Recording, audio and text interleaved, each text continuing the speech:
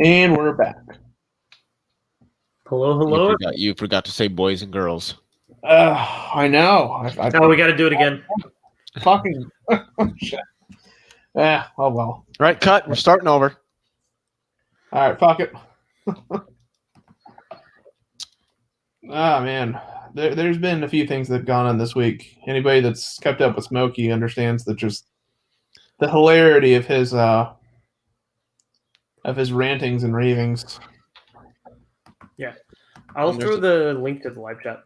And there's going to be some interesting stuff coming up this week.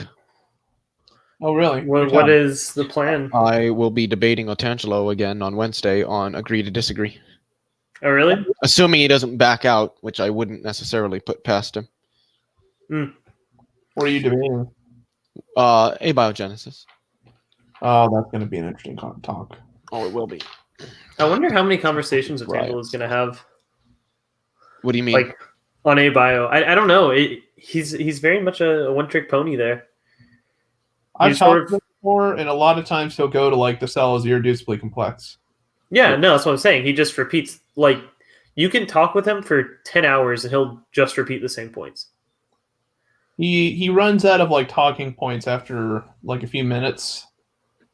Like he will make cells like claims about how cells need certain things in order to live.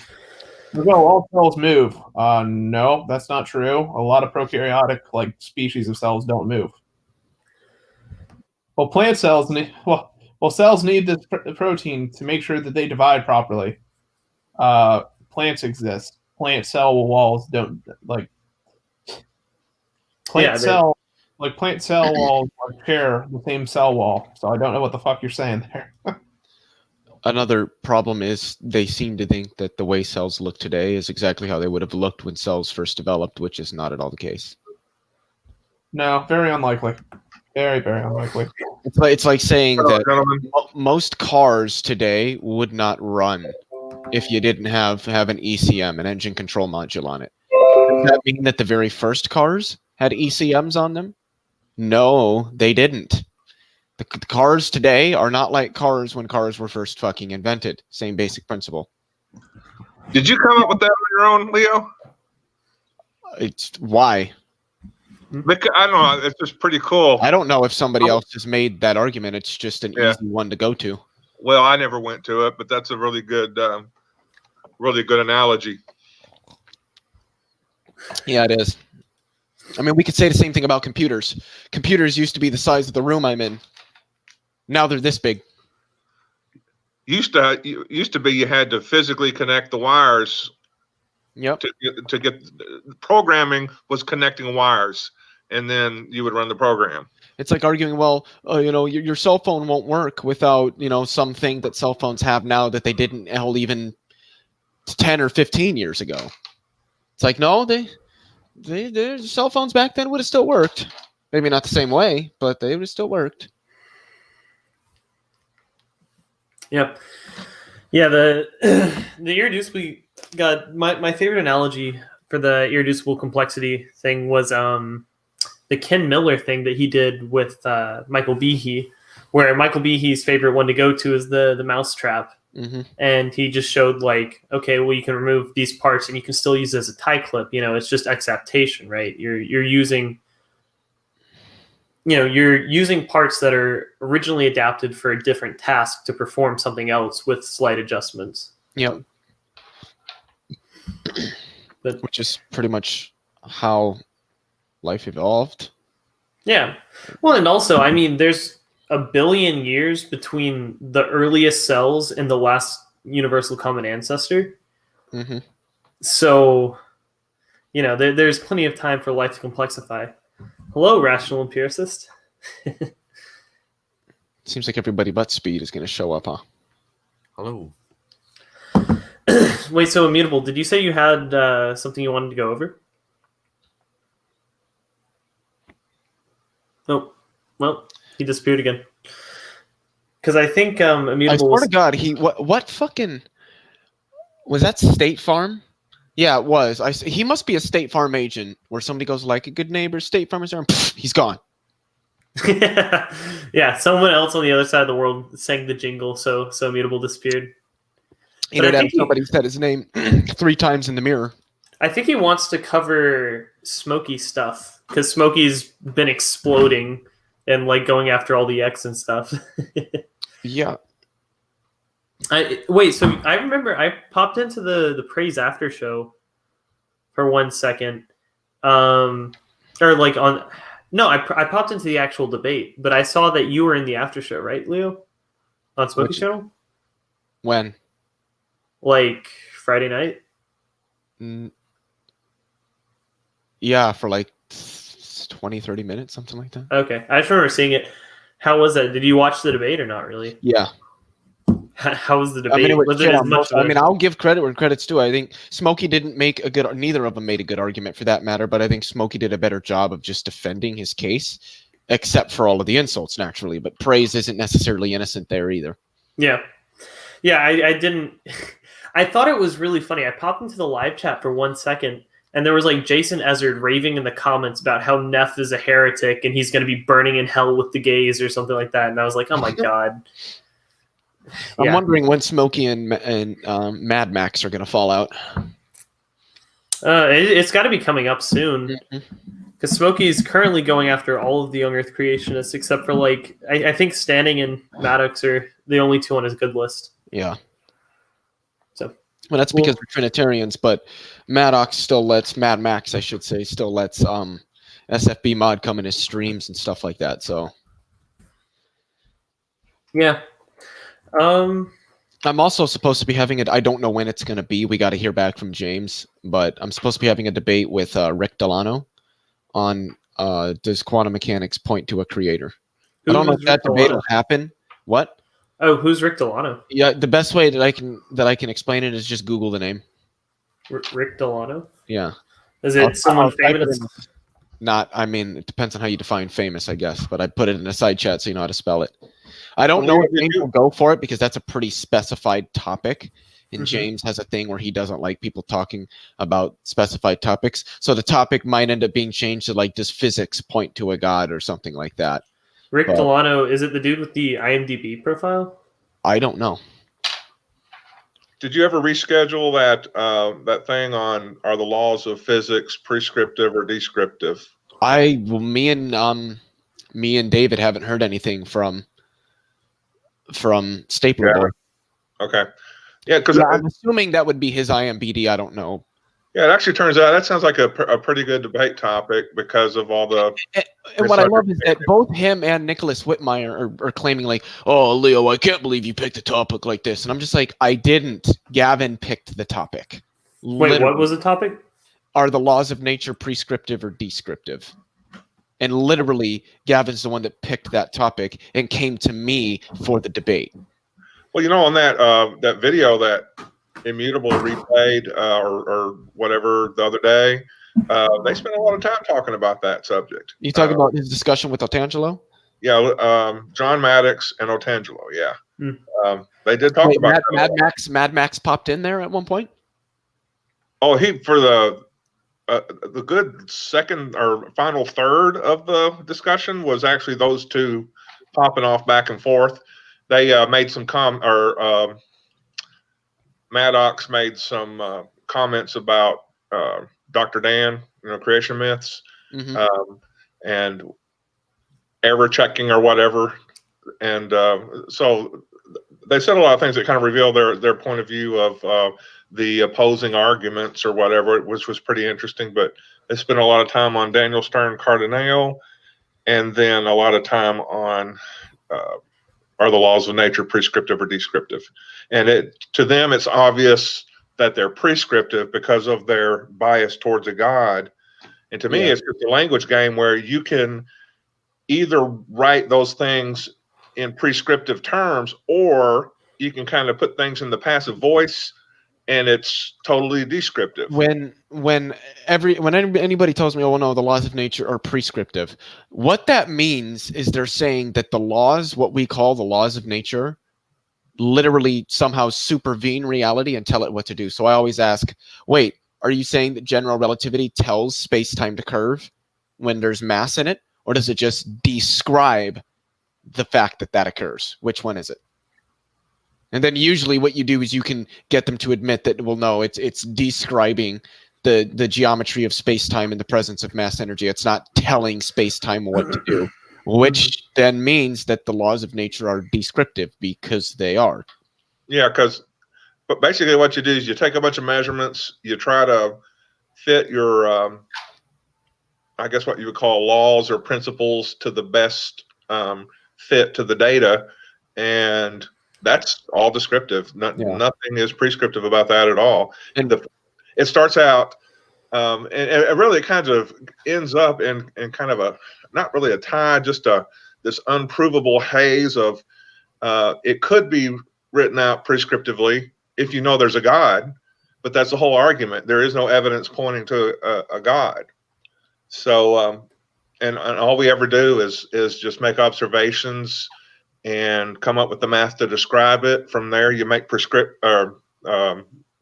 predictions and do more observations to see if that describes it accurately. So basically, when it all boils down to it, it's like saying it's prescriptive or descriptive doesn't really prove anything. It all goes back to your arguments for a God and whether you accept those or not. All arguments for a God are rooted in frauds, falsehoods, and fallacies anyway, so I wouldn't expect anything from them. I stopped watching that discussion that Immutable had with Otangelo like 15 or 20 minutes in, because Otangelo just needs to stop fucking talking about physics, because he just does not know what he's talking about at all. Yeah, that'll be interesting, because he sat there and said that he doesn't know the math behind whether time is tensed or tenseless, and so we can't comment on it, but he thinks it's tensed, which is commenting on it. It doesn't, you know, Otangelo is decent to have a conversation with, in the sense that he's not going to sit there and insult you, but he either A, has a really bad memory, or B, just chooses not to listen to anything that anybody says to him. Because I explained to him in probably the most simple way anybody that understands it could, how we know that time is tenseless, and the experiments and the observations we've made that demonstrate the truth of that statement. And apparently that either A, went right over his head because he didn't understand it, despite it being extremely simplistic, or B, he just chose to ignore it because it confounds with his pre-existing notions of reality.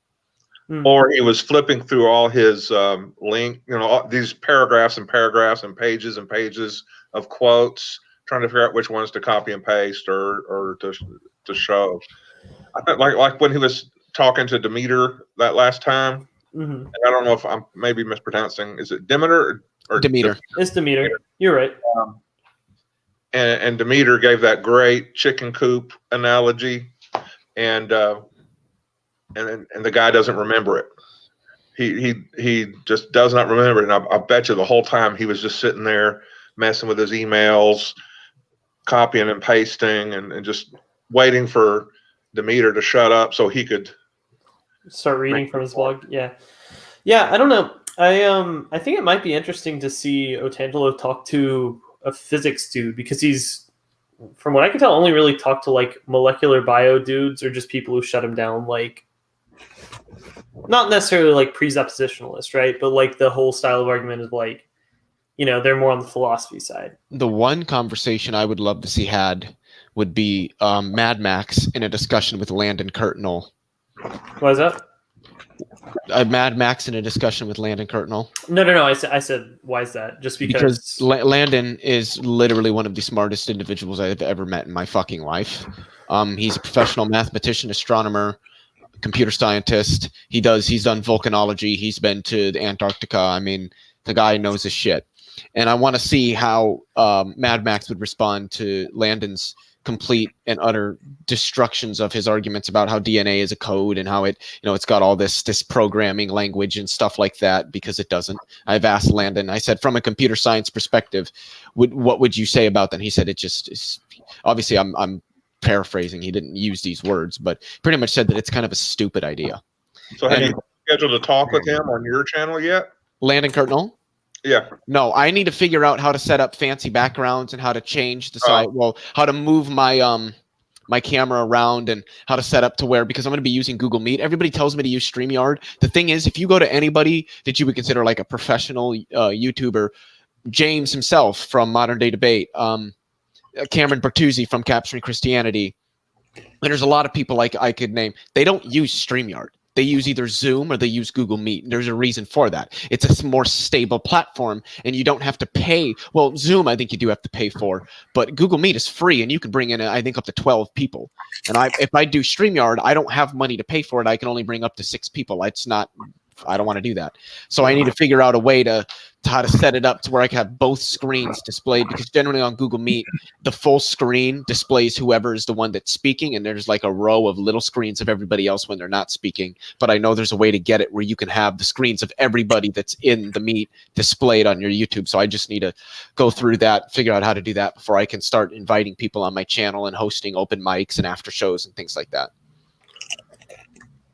So, Immutable, I see you've unmuted your mic. Are you back? Yep, I'm back. All right. Did you say there was something you wanted to go over? Like, I don't know, man. There's so much shit. Is there a place to start? Just focus on which pile you want to concentrate on. They all smell the same, though. I mean, kind of because they are, but yeah, they're all shit. They're not the same, but they rhyme. Nope. Let's see.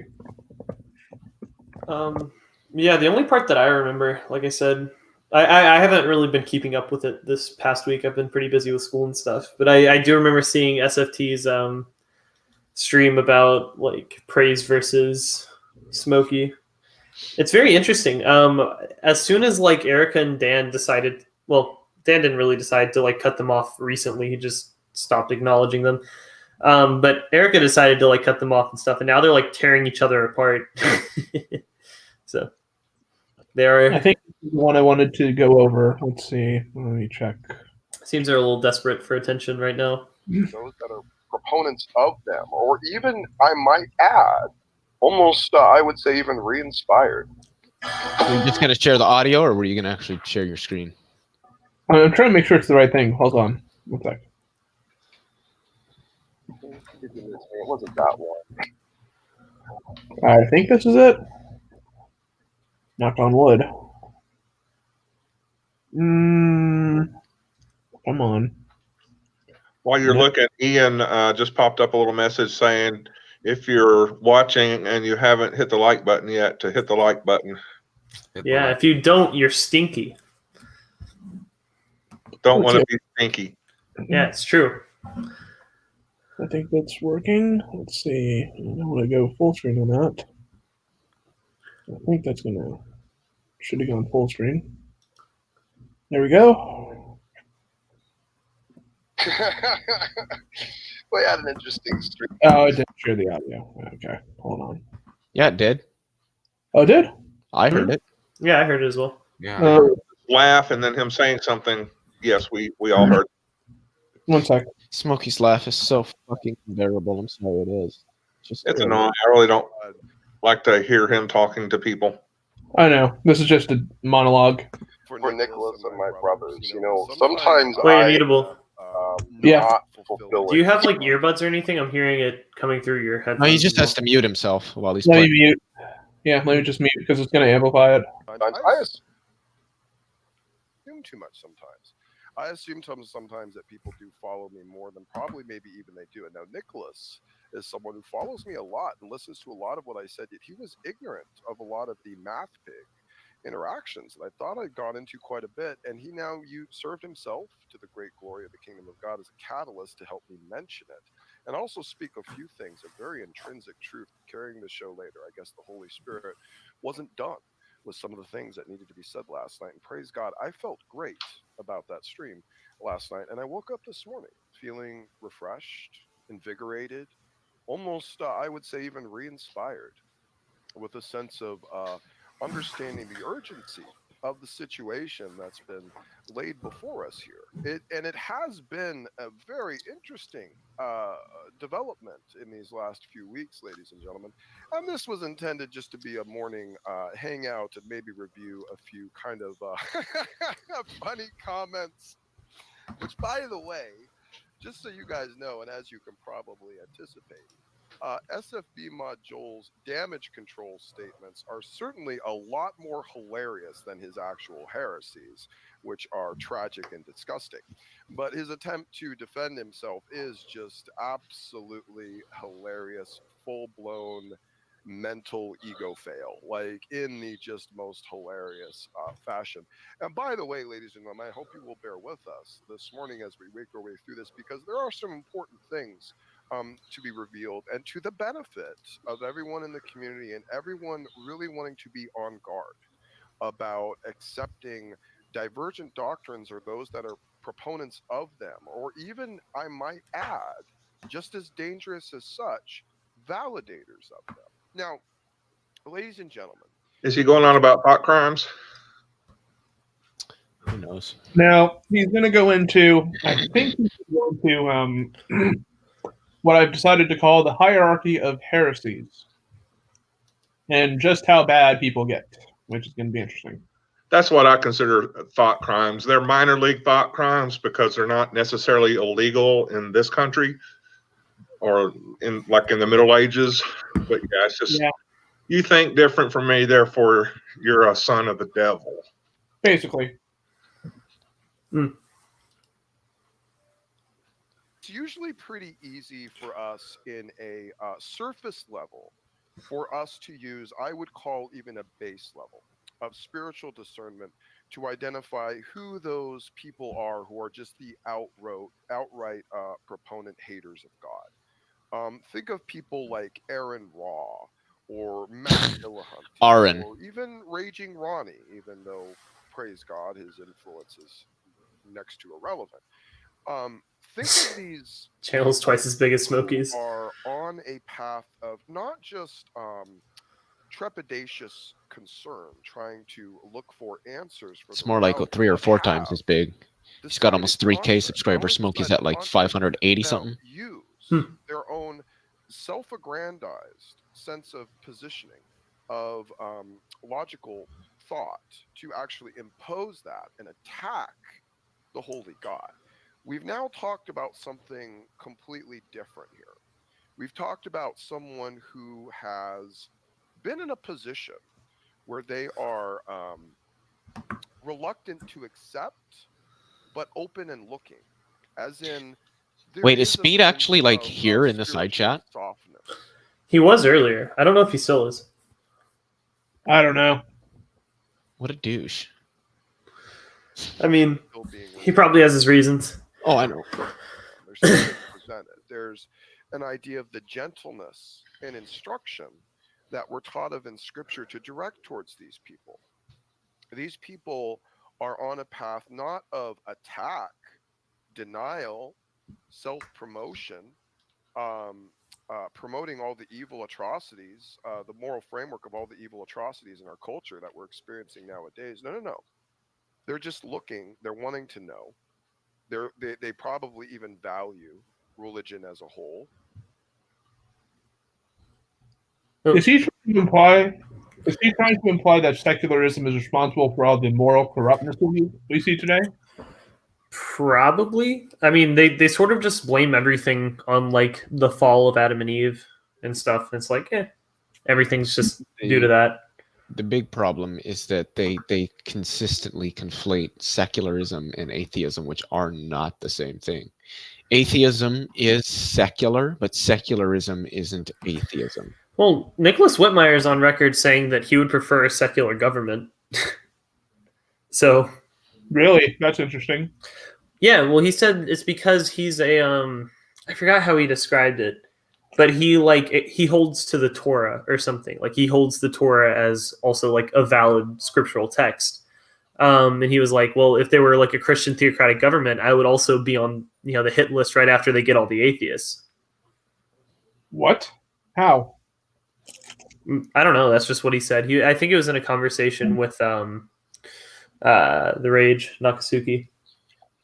I think it's funny because I'm pretty sure Nicholas and Smokey would disagree on a lot as it comes to Christian scripture, yet they don't really have beef. That's funny. I think it's more because Nick is kind of a sub, and Smokey just says it one way, and Nicholas is just like, yeah. Like I don't think Nicholas is very confrontational. Well, he obviously isn't. I have a. Can I share a meme super fast that I found while I was looking at? I was finding memes. Thanks for inviting me to your meme judgment contest. Fuck you. I love judging memes. It's so much fun. Well, let's give a rating to this one. Oh, this boy. is a relevant meme to Smokey, in my opinion. This is Answers in Genesis. Like, oh boy. I just found this one funny. I thought it was more relevant here in like SNATA than like the meme review thing. But there you go. So Yeah, Answers in Genesis would disagree with Smokey Saint here. I give it an overall 7 out of 5. 7 out of 5? Does nobody remember that joke from like 2015 or 2016? Somebody somewhere put 7 out of 5 on a rating something. I can't even remember what it was, and then it just went across the internet. Yeah, I give it a 7 out of 5. Let me type that in. I need to remember, figure out the origin of that one. It only has Don Letha on there once. It has some random Bible verses though, so that's a plus. It only. Do you see Answers in Genesis more than once? I only see it once. It has the copyright though. It does have scripture references, but not really a quote.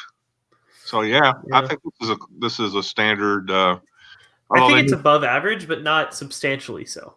They need to put there's not a joke aggression on that club. I got to. Then I'll get my judgment on this. It was 5 out of 7.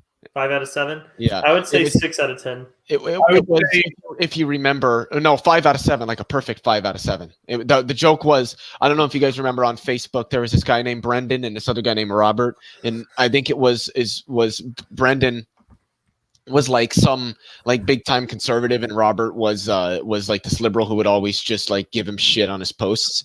And what one of the posts was Brendan rated the movie Fight Club, and he gave it a 5 out of 7. And then Robert comments like, why a 7-point scale? And he said that it was a reflection of his movie, of his opinion of the movie as perfect. And so what happened is Robert started going into all of his different posts and stuff and saying like, yeah, I'd give this a perfect 5 out of 7. And that just took off. That was from like maybe 2015 or 2016. No, I don't remember that one at all. Yeah, I give that meme you showed a perfect 5 out of 7. Perfect 5 out of 7. I don't think it's there's some memes on here. Well, I mean, this is the one I showed, but like, it's a little fucked. And there's a lot of them. They like really hate abortions. That Roe versus Wade one kind of made me almost felt chick tracky. Yeah. Kind of vulgar, not really humor, just vulgar. Just very offensive, like, yeah. I'm sure they probably think of that as a compliment because chick tracks are big, baby. God, yeah. Jack Chick is a different beast. What were we saying? So I'm giving that one an 8 out of 10. The one that I showed of like the women with fetus. Okay. Yeah. I'm giving what, fetus deletus? Fetus. Okay, whenever I was in high school, there was this one teacher. We were making jokes about it. I forgot what it was, but one of my friends said fetus deletus, like as she was walking into the room, and she started cracking up, and she was like, it was like a Harry Potter joke, and she was like, "How dare you use your knowledge of Latin," or something. Like the joke went right over her head, but it was such a strange interaction. Did this chick have like an abortion at some point? No, like she thought it was funny. But I don't know. This is another one. This one just doesn't have a joke. Like there. Hold on. Let me. I don't get it. Yeah, I definitely don't get it. Have you ever had one of those days? This just is my day. I thought my day couldn't get any worse than then. Oh wow. Okay, that's bad. That's bad. That's what I'm saying. Like I went through all of their memes. There's very few of them that actually have jokes. These aren't memes. These are comics. Yeah, That's comics. like one of those- I called them memes to get the kids in. Well, it worked because here I am looking at them. Comics were like an early version of memes, essentially. Yeah, these are kind of like the Sunday morning cartoons. Well, This isn't even. If you ever remember the Family Circle, and there was something called the Something Parade. They were just these one panel. The Black Parade? I'm just reading that. MCR? Oh, sorry. Well, I mean, Now, I'm surprised there aren't any concerning like women's right and just being like very sexist. There weren't very many sexist ones. I mean, there was like the boomer humor, like haha, women, but there weren't any that were like just blatantly sexist. They're a lot like those Right. political cartoons you see in the editorials of old newspapers. Oh god. You should show these. These are from Women, yeah. right? Yeah, these are all from AIG, right? From Yeah. A. You should show these to Pelagia because he does a thing called Ham and Eggs. Oh, he Because definitely knows about AIG them. Egg. It started by Ken Ham. I fucking love that Ham and Eggs. It's fucking hilarious. Yeah. Clever. Well, we need to have another session and then just invite him to stream it. Okay, yeah. Like, good luck. He's not good about that. I You don't know what you need to do is like we need to have like a Ken Ham like greatest hits review. Mhm. Just like the greatest moments that Ken Ham has done. I feel like you could do a good one with Ray Comfort. Ray Comfort only has like one though. What do you mean? guys. Like the whole banana thing. Oh well, like there's so many just weird Ray Comfort lines. Like he has a very like textbook way of approaching things. You know, if nothing else, I have to respect Ray Comfort, if only for the reason that he's one of the only evangelicals like that have actually figured out how to successfully market their product. Mm-hmm. Because people will call him like the fool, but he actually embraced that logo and used it as a selling point. How did I miss this one? Oh, okay. Yeah, so this is very clearly another one that was like commissioned by Ken Ham to just like be like, look how cool the Ark Park is, guys. Please come to the Ark. I feel like this is like very self-obvious, especially now. Like given there was one that I showed the other day. Let me see if I can find it. I thought it was really funny because it was literally just Ken Ham being like, look how many people we get. We get so many people at the Ark. Let me see. Where is it? I think it's in this collection, like up here. Is that the dad with his little boy? Yeah, and he's like, we get 1.4 to 2.2 million people. Yeah. I found that one quite amusing. Self-aggrandizement. Yeah. I've always thought like the whole saga concerning that like the Ark and how many people it's been getting or lack thereof is just fascinating because it's like needless to say, it does not get much attention at all. I don't get it. I have a serious question for all of you. Mm-hmm. Oh. Should I just start doing like this? Should I start pulling a Vosh and just keep my camera off to the side and talk at like nothing in front of me? Should I do that? Maybe. That sounds cool. I don't have the right kind of side profile for that like Vosh does. I swear to God, if I ever met him in public, I would have to like look at him from the side or I wouldn't recognize him. Yeah. This one's an interesting one as well. What in the fucking ass? Oh wow. Conflating all of these very different things. I don't get it. I don't either, really. Like these aren't comics. These are shittics because they're shitty. They're not comedy. I mean, you have to wonder, like, if the person who was commissioned to draw this was just like memeing or just like cringing at this the whole time while they. What is this one? Is there a joke here?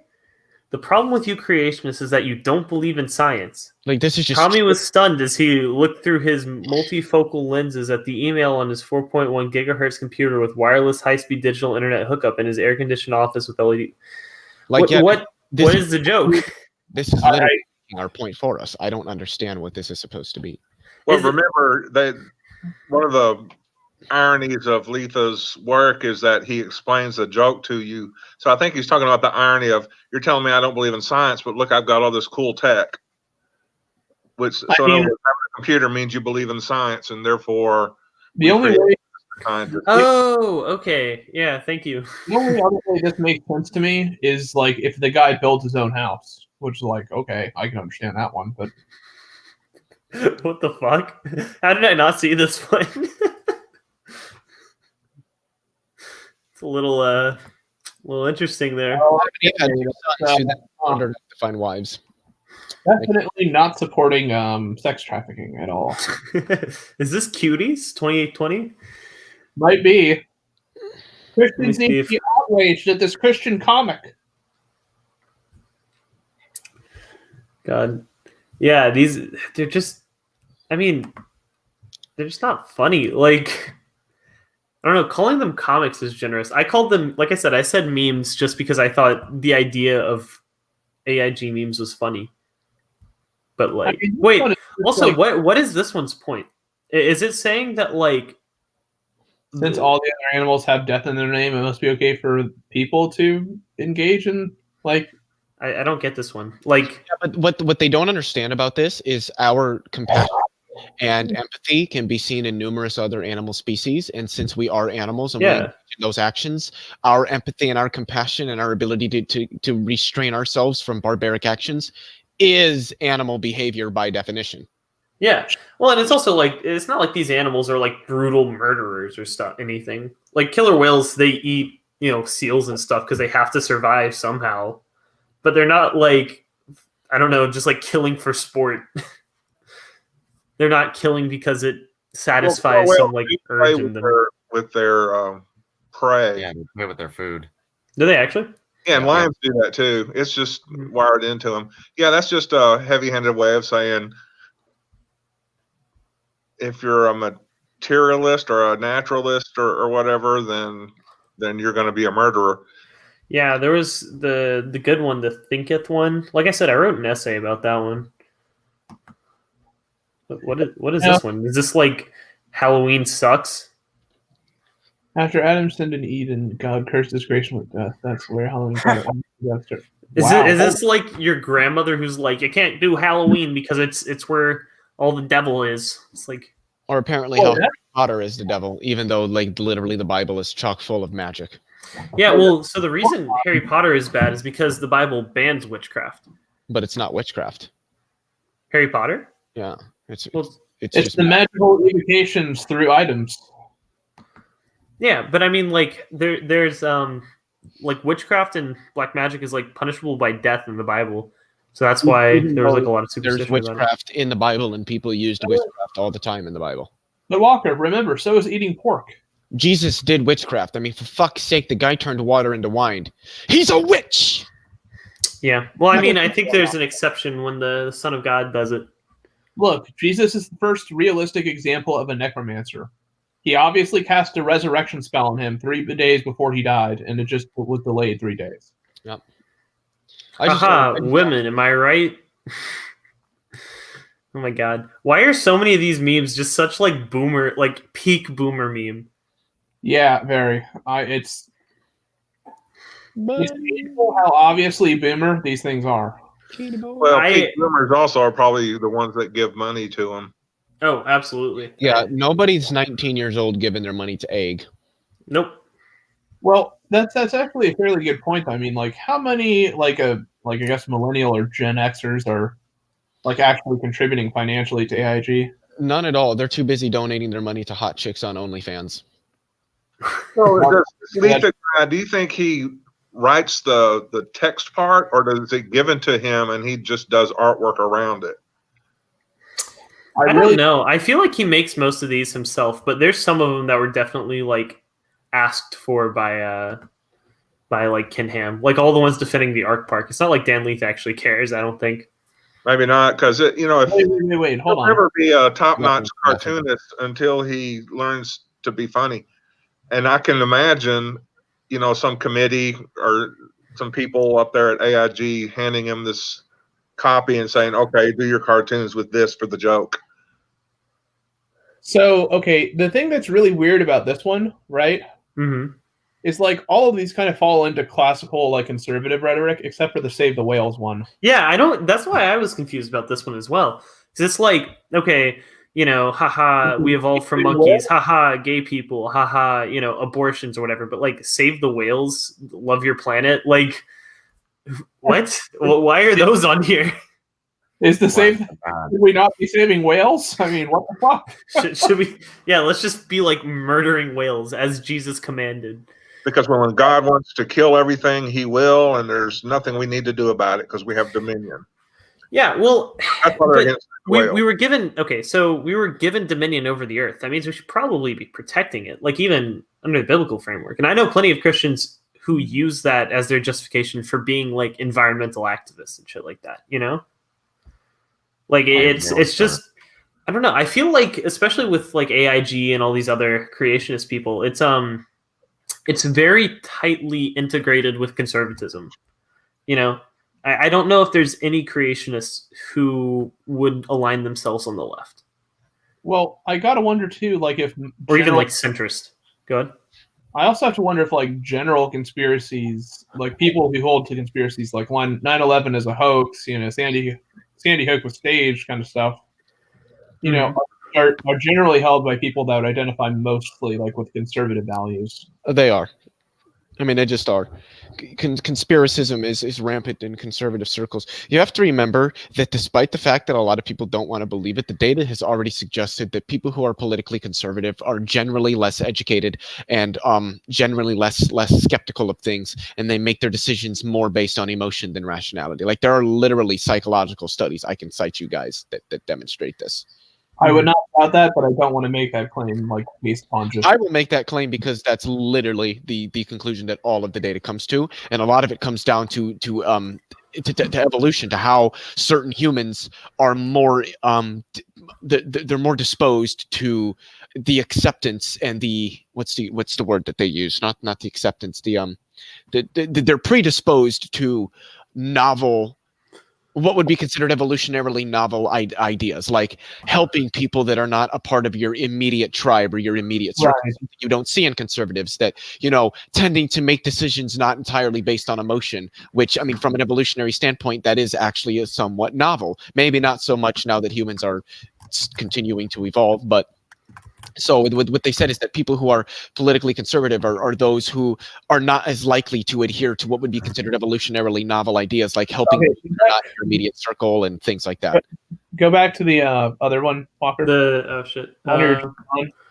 Yeah, okay, I don't even get the joke on this one. Okay. I've been trying to figure it out. Okay. No, it isn't backward. Okay. No, I'm legitimately just confused. Like, why is the creationist dude just as worried as like the anti-creationist dude? Is the joke that they just run into each other? But like, how does that push the agenda or whatever? Okay, so there's like several ways you could be like bettering this joke. I mean, it's a bad joke, but have like the Christian guy like standing up. You start doing ballots like this. You start doing ballots like this. The fuck? It's It's a little Rudy Giuliani clip. That guy is off his fucking rocker. Yeah, but what I was saying is like have the guy that's supposed to be a Christian like standing up and like look really like confident. Yeah.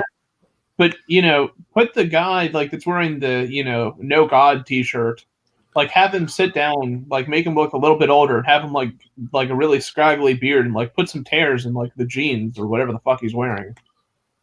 Yeah, no, I just don't get how this one like furthers his agenda at all. I don't get any of these. I haven't gotten a single one of these. I could just picture Georgia Purdom handing him some copy, say do something around this, and that's what he does. Fuck is Georgia Purdom? Georgia Purdom is she's a molecular geneticist or something like that works for AIG. Interestingly, she only ever talks about like paleontology and shit. And shit She's a that's like really bad molecular geneticist, is what you're saying. Yeah. You gotta know that these people gotta know that they're wrong and they're just doing it for the fucking money. Or There's some people that I'm pretty convinced are pose. When I say pose, I don't mean pose. I mean like shills. The ones that are shills, I would say, would be like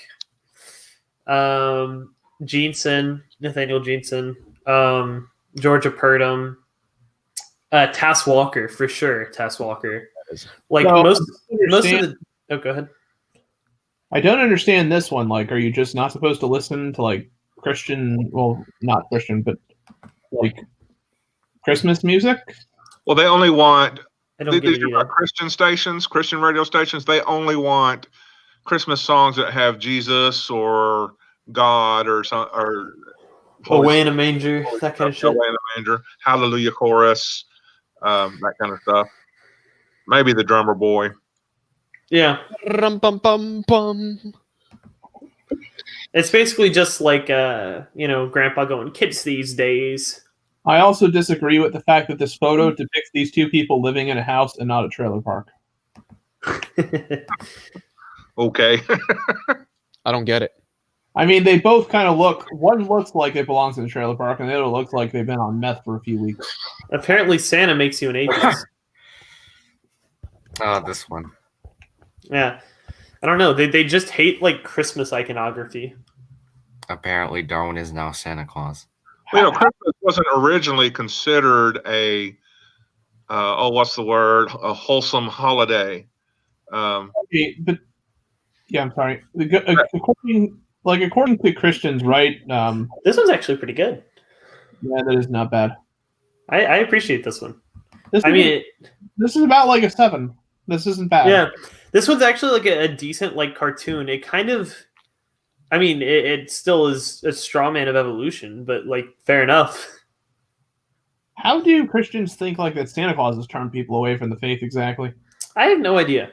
I think it's just because they think it's like taking people. So like Christmas, you should be focusing on like Jesus and Bethlehem and like the story of Christ and stuff, and you shouldn't be like wasting your time thinking about like the spirit of giving, because that's not. I mean, I guess the spirit of giving is, but like like all the secular Christmassy stuff. Yeah, because you recognize you have to admit that secular artists have come up with some really lame Christmas music over the years. That is true.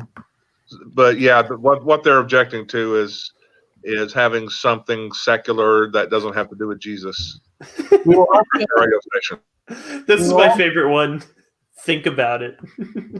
Yeah, I don't. This is the exact same one as the one earlier, except minus all of the other ones. It just has the Darwin fish, right? So I think there was just like a Sunday morning where he was like feeling kind of lazy, so he just slapped on some other stickers. But like I said, this caption really sells it for me. I don't get it. Okay, in this case though, wouldn't it make more sense if there were like blood on the tires or something, or if you could just see like briefly like a child run over or something? Can somebody fucking explain this to me? Because I don't get it. I have literally not gotten a single one of these. Your children are taught evolution by the school district because look, Darwin fish, haha. Except I had never seen a Darwin fish until Dr. Dan used that as his profile picture. I've seen it before, but like not very often. I used to see them a lot more, but not. And you're probably going to see them in college towns and stuff, but that's about a 20-year-old phase, I think. And I have been Darwin shamed before, like yeah, well, like somebody has a baby, is holding a baby, they know I'm an atheist, so they look to me and go, how can you believe this little precious pea pie came from a monkey? I would just say evolution doesn't teach that. It definitely came from humans. I mean, two humans had to make this fucking baby. And then it also came from a monkey because humans are monkeys. So, by the way, if you have a friend like whose husband, I guess, is really obvious, because I'm assuming it's the person's wife telling you this, the next time that happens, just ask them, isn't it obvious? Wait, so what is What is I'll this never one? have to have those kinds of discussions with that person again. I tell you that. Well, good. They can go fuck themselves. What even Exactly. is this one? I'm still trying to figure it out. So this person's singing, it's peaceful, there's some rabbits, then a hawk comes and kills the rabbit, and then the person keeps singing but does it sadly. What? What exactly is the okay? What's the punchline of this? Well, I don't know. Nature's harsh. Well, at least we'll go to heaven. I gotta be honest with you guys. I'm starting to get the idea that this Dan Letha, hopefully I'm pronouncing that right, guy, just like does a fat ass rail off of a hooker's ass and then decides to make the dumbest fucking comics that aren't even funny. Yeah, that's why I wanted to do a live stream on it. really think that's what he's doing. Yeah, I just can't see a guy coming up with this so-called humor and putting it in writing. Seriously. Yeah, unless he has no self-awareness whatsoever. No, I think he is just like some old dude, you know, and like he's making him happy. Okay, this one is just silly. I mean, like it's basically saying Christians are bad, but they're not bad. I mean, what? That doesn't make sense. Both are looked at as if they came from another planet. Well, it's kind of true. Both make headlines that are read with lots of unbelief. How about both don't know what real evidence would be if it hit them on the ass? Well, maybe the alien would, so never mind. You know, I don't know about that. Some Christians might like it if it hit them on the ass. Wow. 11,055 people voted in this poll, and 98% of them said the Chinese Communist Party is more dangerous than North Korea. 98% of them are really fucking stupid. I mean, North Korea can't really do anything.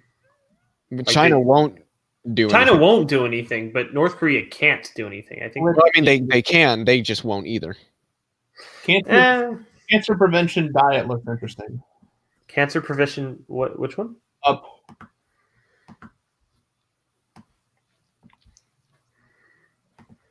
Oh shit! I forgot to scroll down. Is this one? This one's a very wordy one.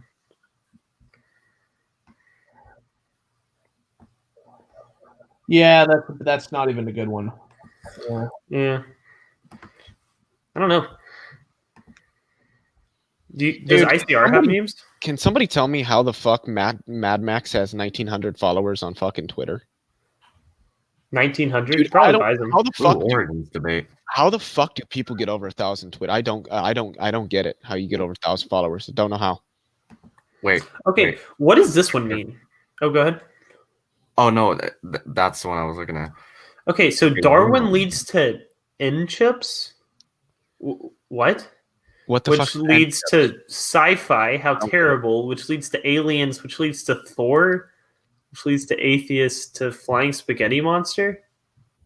What? But aren't all? Hold on a sec, though. There's an issue with this one. Aren't all evolutionists atheists?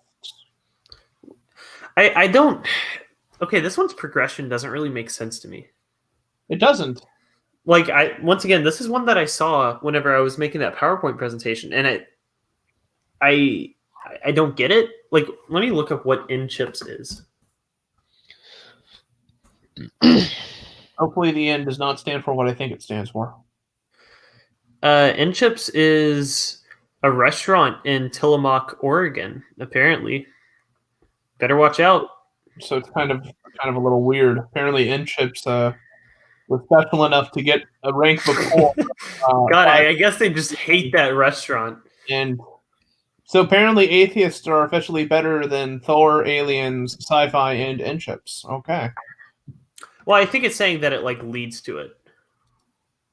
Yeah, but at least before you lead to atheism. It seems like Thor would be before Darwin. That doesn't make any sense whatsoever. I think Thor. Also, what's the problem with sci-fi? Paganism. Yeah, I think so too. Oh, so sci-fi's evil now.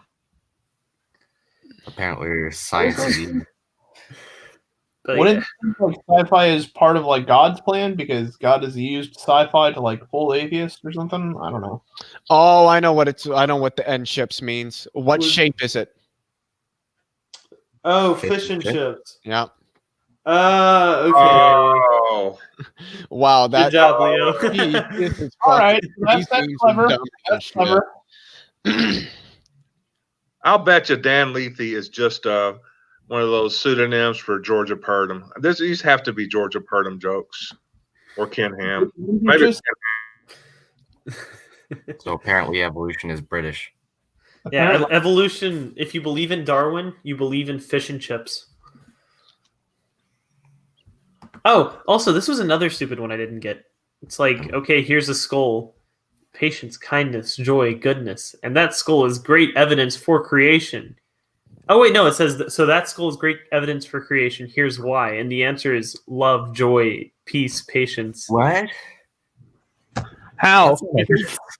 Okay, but here's the thing, though. Like, if you were taking that argument seriously, how would that apply? Because it's a dead thing, right? Like, it's something that's died, and you claim that this happened, like, after creation. How is that loving or good or kind or gentle or self-controlling or any of those things?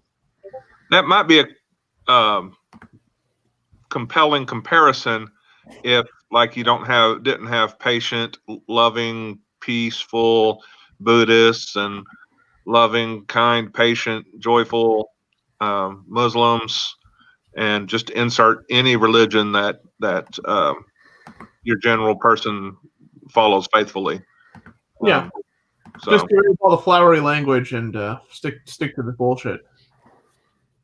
Yeah, I think if Dan Lethe is a real person, then I think it would have a block that day. Are you pretty sold on the Dan Lethe is just Georgia Purdom Poe? Yeah, I think it's like a little committee of people just coming up with copy for the cartoon. And Dan must be the artist, maybe. But well, never mind. I don't want to obsess over it too much. Yeah, why are we still looking at these obviously not funny, really, really stupid comments? I don't know. Wait, Immutable. Do you want to go back to the Smokey thing? I don't know. Now I'm confused. I don't know. I don't know. I mean, this is just such like a marvel. Like, it's so strange. Oh, speaking of Georgia Purdom, here is Georgia Purdom. Like, I'm pretty sure this is the one that wasn't this the one Erica showed last live stream? But like, this is Georgia Purdom right here. I'm pretty sure, and this is Ken Ham.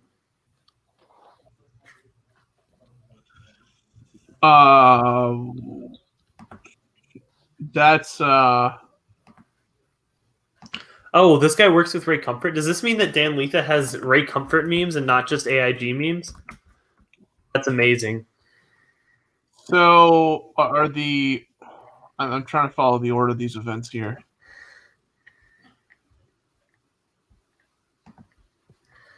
So the two people on the battlefield are supposed to be atheists? I don't know.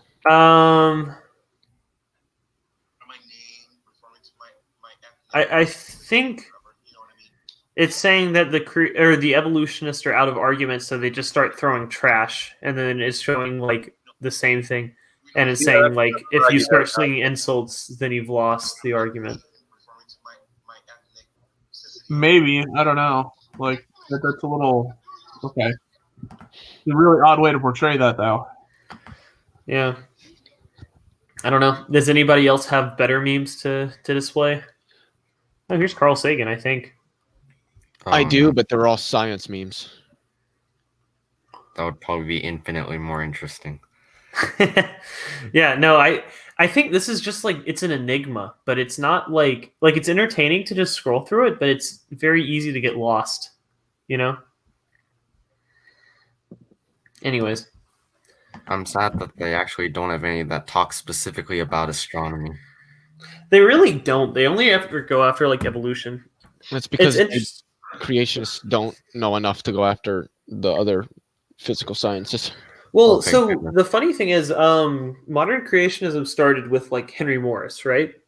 And Henry Morris was a huge flood geology guy. Like his whole issue was the rock layers were caused by the flood. He didn't really ever talk about evolution.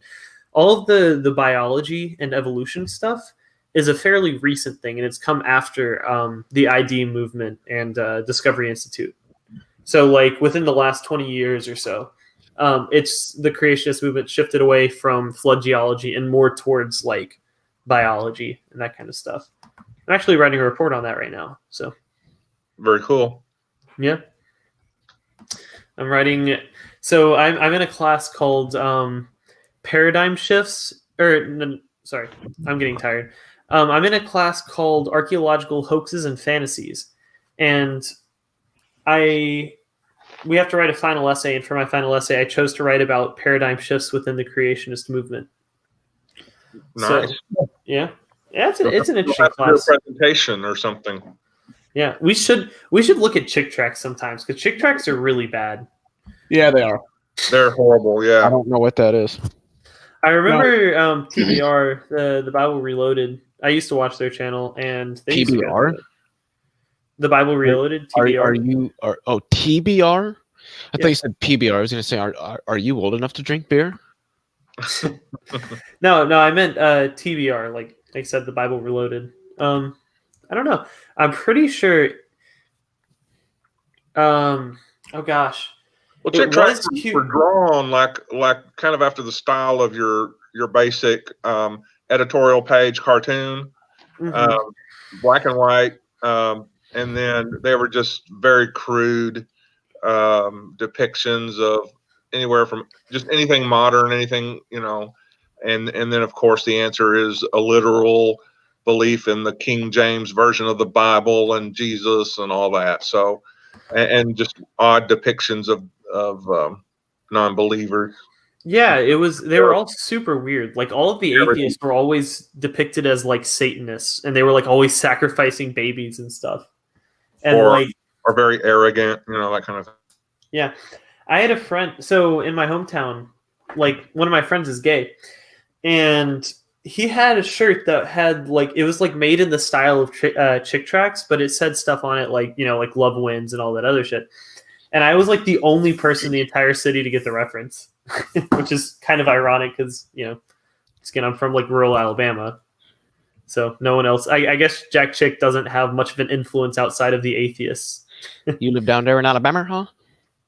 Not right now. I go to school elsewhere, but yes, I'm from rural Alabama. Alabama? I've never heard someone say it Alabama. Then you're not from Alabama. Or you're from the wrong parts of Alabama. I'm from Bama. Nah, but I don't know.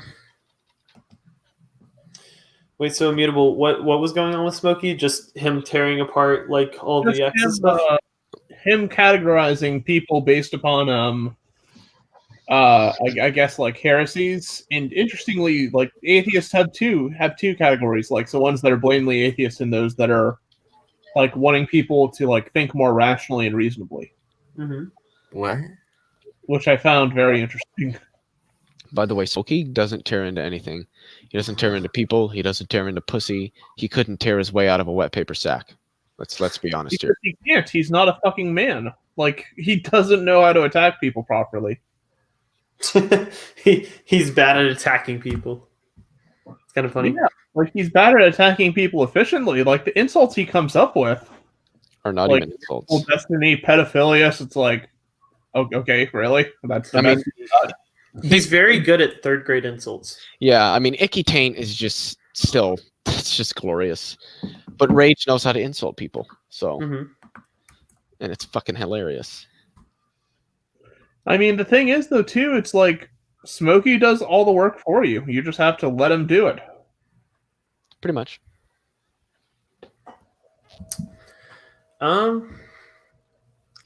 Wait, yeah. Also, I do find it funny because it's one of those things where you're like looking at both sides of the argument. It's like, you're both correct, right? Like SFB Mod is a liar, and also Smokey is a piece of trash. It's great. I finally got called a trash clown, by the way. Really? And see, this is how you know Smokey's really bad at insults, when we're like celebrating getting insulted by him. Finally. Yeah, well, it's just because he recycled them. Trash Clown Club, welcome, way to go. Yes. Took you a few times, but you're finally there. I'm finally a trash clown. That's an insult I've actually started using in the real world. Be like, dude, whatever. That guy's a trash clown. I think that's such a that's a good. I started using dumpster fire because of all this. Dumpster toad is one I really like. Dumpster toad, is that a Smokey thing? No, that's what Speed called Smokey a dumpster toad one day, and we just started running with it. That's pretty funny. Yeah, that sounds like a good one to use, and I've used dumpster fire a few times as well. So yeah, I'm starting to get attached to it. I'll be honest. I think it's just because it's such an apt insult for like a lot of situations. Yeah. One of my favorite ones that I still use, just because people look when you use it, they look at you and they just go, "What? Wait, why don't you make me?" I don't make trash. I throw it away, or I don't make trash. I burn it. now that's a 5th grade insult. But still works.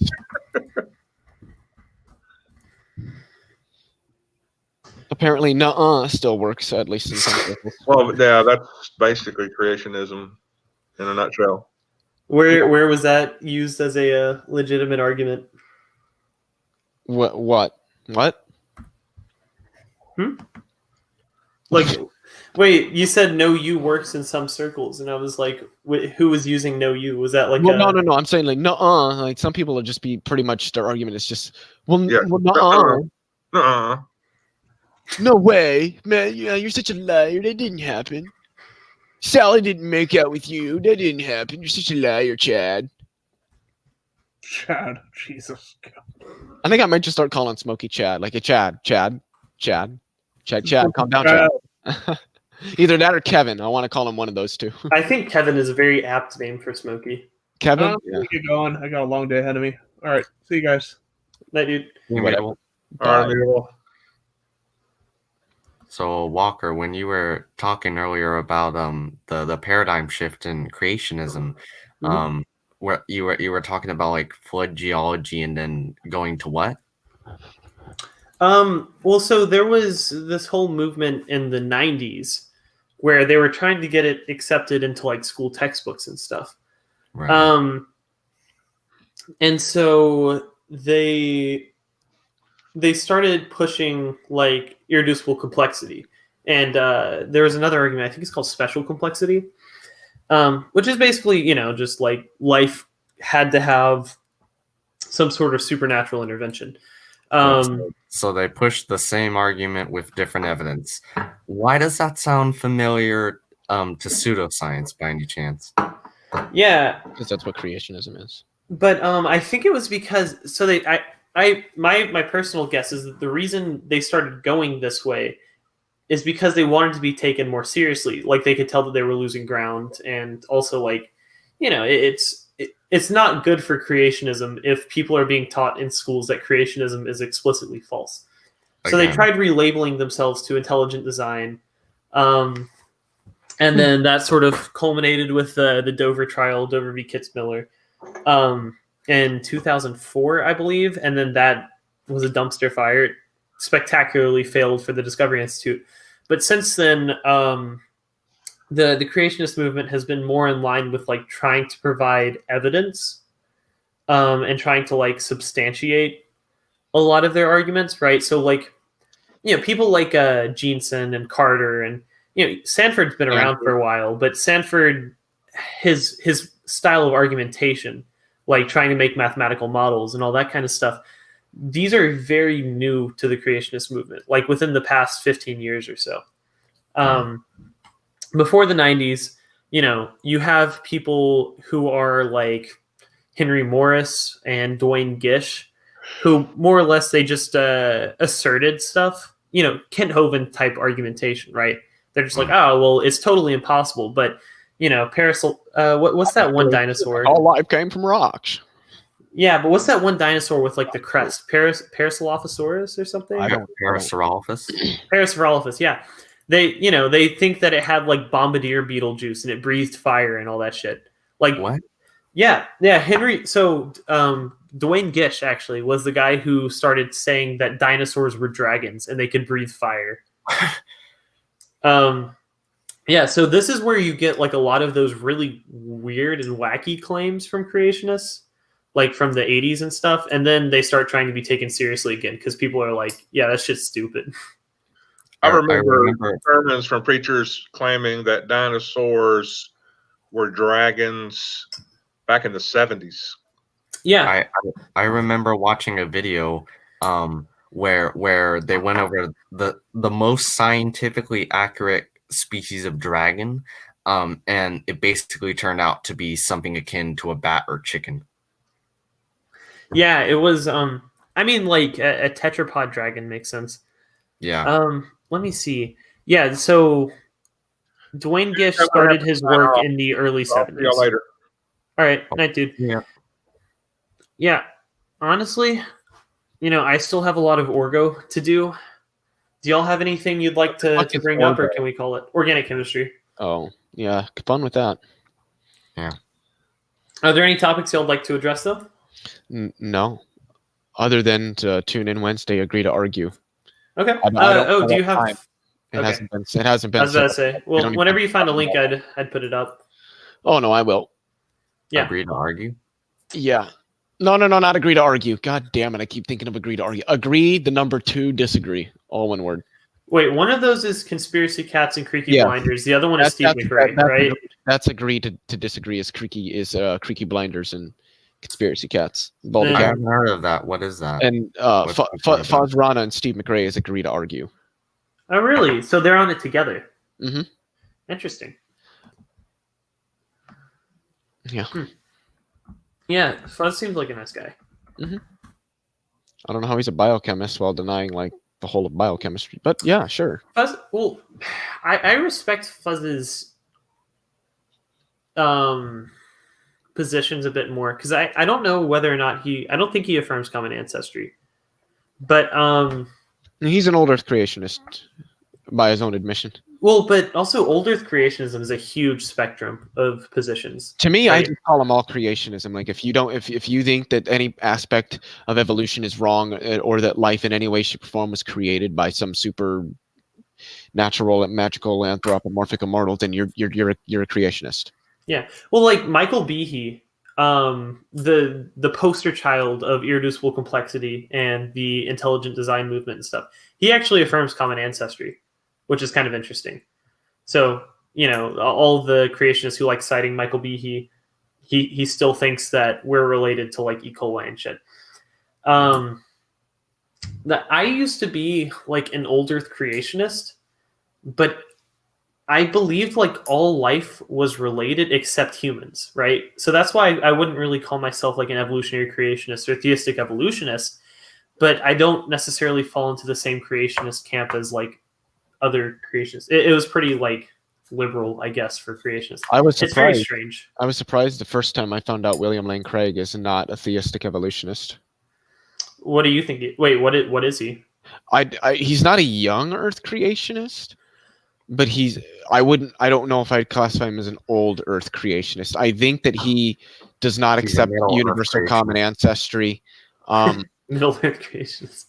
No, he okay. I don't make a distinction between the two. Creationism is creationism. Yeah. Well, so William Lane Craig is he's an interesting case. He would probably call himself like intelligent design plus a little extra. So he does affirm common ancestry. When did he start affirming common ancestry? I don't know, but I remember he was talking about it in a like conversation with Josh Swamidas. But his thing with humans is he thinks all humans are direct descendants from Adam and Eve, and Adam and Eve is basically Adam and Eve were specially created, and they were created in the Garden of Eden. The Garden of Eden was like 500,000 years ago or so, and there were other humans that lived outside of Eden. But all of our genes, like our entire genome, is descended from Adam and Eve, and that's what makes us human. And Adam and Eve were the first people with souls and that kind of stuff. I don't fully understand it. I haven't really paid too much attention to it because I don't personally care that much. Souls, and it's just like souls. Like literally, we know for a fact that souls don't exist. They don't. I don't like making metaphysical arguments, really. Like, if you want to claim that if there's a physical basis to a soul, then you're kind of wrong. But if you want to claim that like souls exist somewhere in metaphysical space, then I don't really care. Yeah, people make that claim. I just ask, what is metaphysical space, and how do we know that it's a real thing? Yeah. Well, I mean, that's why I don't believe in it. This is one of the problems with any sort of supernaturalistic belief, is that once you've confined whatever you're talking about to the realm of immateriality, you've essentially defined it as being non-existent. Because if it's not material, what is there doing the existing? Existence isn't a property that things have. It's a description of things and their state of affairs of things with properties. So before you can say something exists, first there has to be like Aaron Ross says, there has to be a there that you can interact with, that you can learn about what its properties are, at which point you can say it exists. So when you're saying that something is immaterial, what is it that you're measuring to determine what its properties are? There isn't a there isn't a thing there that can be measured and interacted with and quantified and understood and said to have these particular properties, so that at some point you could say that it is an extant thing. And that's the problem. There is no difference between saying that this thing exists but is immaterial and the same thing doesn't actually exist at all. There's literally no defined difference between those two. You couldn't differentiate between X existing but being immaterial and X just not existing at all. Yeah. And Yeah, go ahead. Oh, go ahead. No, I was just gonna say I agree, pretty much. Oh, go ahead. Well, I was just gonna say, speaking of metaphysics, after our last discussion, Leo, I actually feel like I found a solution to this, I guess, mental crisis that has been going on in my head, I guess, where like trying to figure out the philosophy stuff. But I feel like I found a solution, at least for the time being. That's good. So I think it was like, it's something that was like right there, and it was like right in front of me, but it was kind of almost too simple that I didn't think about it at first, which is kind of sometimes the case. Happened so many damn times, it's not even funny. Then you think about it, and you're like, whoa, holy shit! And you're just like, yeah. It's like there's times when I'll think about something, and it's like, how the fuck did I not see this before? And I get all excited, and I can't wait to actually use it in an argument. Yeah. It's happened to me a lot. Yeah, and it's weird because I had actually read about it before from one of the professors that I've talked to before, but I didn't recognize that at the time. So it's kind of funny how new knowledge kind of opens your perspective to what previous knowledge basically. Yeah. And it's amazing when you sit down and you actually think about things, all the little details that you can find time and time again. It's like, oh, I've thought about this. How did I not see this? Or how did I not see that? And you're just like, wow. And that's why I, even to this day, still question the things that I believe, still actively try to research them, because there's always going to be, at least for the most part, some detail that you missed the last time, or some new research or what have you that's come up that might change, not completely change the paradigm by which you think, but might change small aspects about how you think. Yeah. I guess you could say the argument I kind of found was basically, you say something is supernatural, like God did it, for instance. Like we already know that's an argument from ignorance, God, the gaps, basically. But like what I hadn't thought about before was, technically, when you're doing that, you're assuming absolute knowledge about something. Like what like you're assuming that you know everything possible about the physical world. That in that sense that it cannot be described physically. Yep. And I guess it just hadn't popped in my head by that. So then that plays into the whole naturalism of the gaps pseudo argument, and I call it that because it's not an argument. And I've recently come up with what I think is just a perfect analogy to summarize why that's stupid.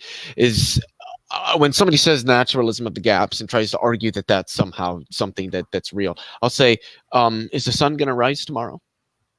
Right. Well, of course. And I'll just be like, well, that's just a sunrise of the gaps. How do you know that it won't be like a giant golf ball in the sky? Or how do you know that it won't be like a screaming head like in Rick and Morty? You don't know that.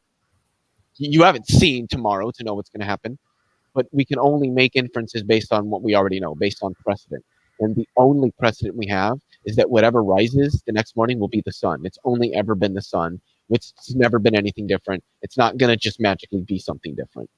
And it's the same thing with naturalism of the gaps. The only things that have ever, the only framework within which we've ever explained any aspect of our natural world is through natural means, which we would only expect given it's the natural world.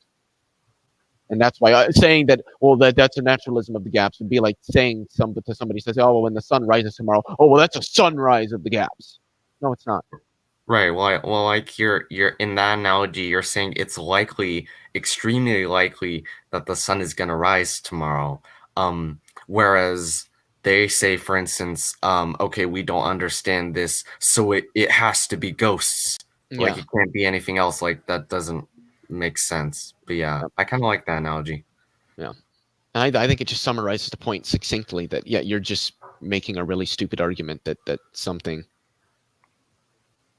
that has never been observed, measured, detected, quantified in any way, shape, or form is somehow going to pop up and explain something, despite the fact that as humans have advanced technologically and scientifically, supernatural explanations have only shrunk.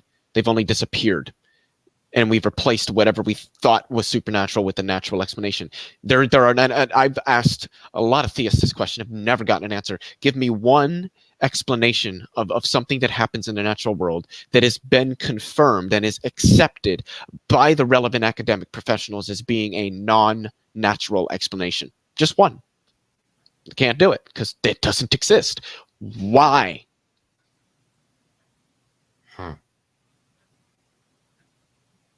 And another thing is, why would we expect something that occurs in the natural world within the framework of natural laws, utilizing natural matter and energy, to be explained through something that's not natural? That makes no sense. Because our brains jump to illogical conclusions all the time. That is very utilitarian of you. Oh, what's that? I haven't heard of that before. No, I was joking. It's not. God, what's that word? I definitely used that wrong. There's reductionist. That's what I was thinking of. Oh. Yeah. Utilitarianism is a school of thought, and it's basically just like whatever's useful essentially. And then there's also like economic utilitarianism, which is basically if something's not being used, it's free real estate.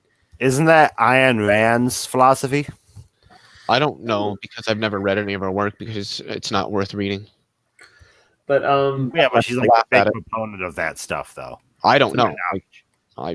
You're probably right. I don't know Ayn Rand. Ayn Rand? I don't know. I would not be surprised.